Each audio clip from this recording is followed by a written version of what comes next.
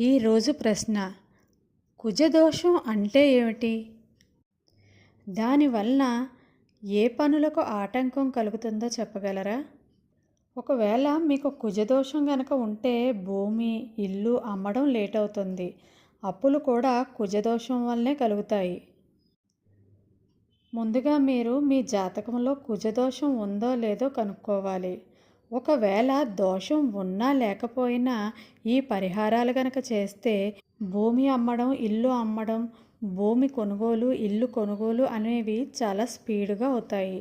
మీకు ప్రతిరోజు చేసే ఒక సింపుల్ పరిహారం చెప్తాను, వినండి.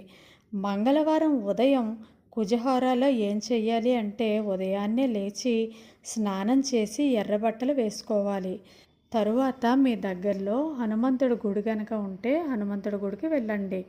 లేదా ఇంట్లోనే హనుమాన్ ఫోటో ముందు ఓం క్రాం క్రీం క్రౌం సహ భౌమాయ నమః అని 27 సార్లు ఈ మంత్రాన్ని జపించండి.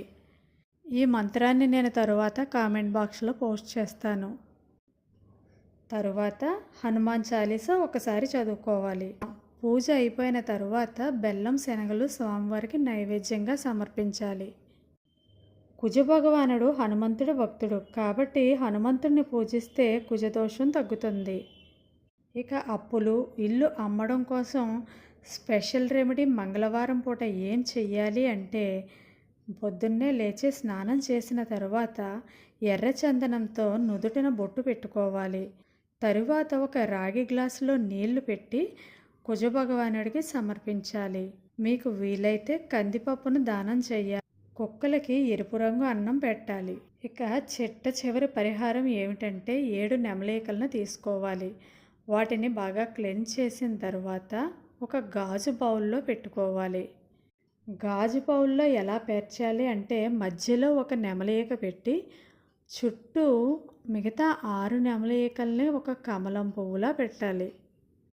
ఇలా పెట్టిన తర్వాత స్వామివారి దగ్గర పూజ చేసి సంకల్పం చెప్పుకొని ఆ గాజు బౌల్ని తీసుకొని దక్షిణ వాయువ్యంలో పెట్టాలి. ఇలా దక్షిణ వాయువ్యంలో నెమలి ఈకల్ని పెట్టడం వల్ల మీకు ఉన్న కుజదోషం పరిహారం అవుతుంది. మీరు నెమలి ఈకలు పెట్టిన 15 రోజుల నుండి మీకు ఉన్న సమస్యలు ఒక్కొక్కటిగా తీరడం మీరు గమనిస్తారు. ఇంకా ఫాస్ట్ రిజల్ట్ కావాలి అంటే శనివారం రోజు శని హోరాలో నువ్వుల నూనెతో దీపం పెట్టాలి. శని కుజుడిని కంట్రోల్ చేస్తాడు. ఇలా చేయడం వల్ల కేవలం 21 రోజులు కంప్లీట్ అయ్యేసరికి ఇల్లు సేల్ అవ్వడం,